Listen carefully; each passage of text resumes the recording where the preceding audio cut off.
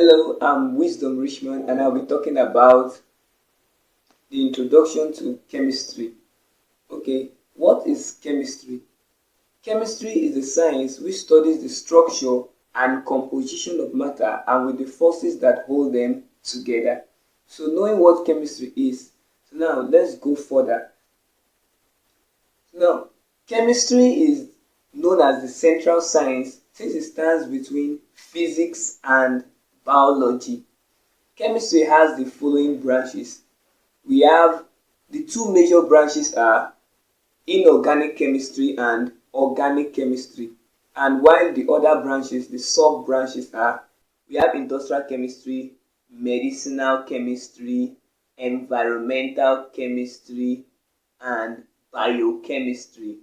Now, the chemistry in our life, that is the chemistry in our daily life, there is cooking, there is lighting of match, making of palm wine, rotting of leaves, even the cream we rub are made from chemistry. So these are the chemistry in our various life, and there are still other ones that I have not mentioned. So now let's look into the scientific method. The scientific method is the process by which all scientific research are being carried out. So the first step here is to observe, that is look at things around you, whether is it something exciting that drags your attention or a problem that you want to solve. So the first process is observation, and the next process here is the hypothesis.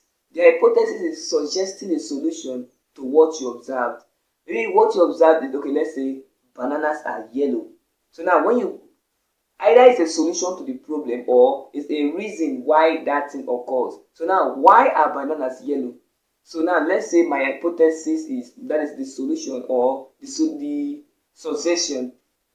Okay, bananas are yellow because the sun is yellow.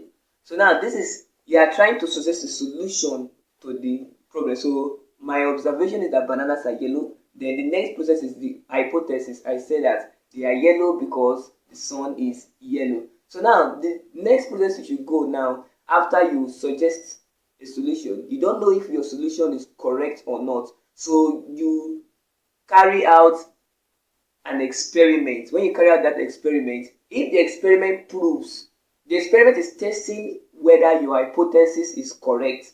And if you test it and it is correct, then your hypothesis turns into a theory or a law. So we have the observation, the hypothesis, the experiment, and theory or law. These are the processes that are involved in the scientific method. But remember, my hypothesis was that the bananas are yellow because the sun is yellow. But why are, okay, let's say, why am I not yellow? Why is this chair I'm sitting down not yellow? Why is my clothes not yellow? But isn't the sun yellow?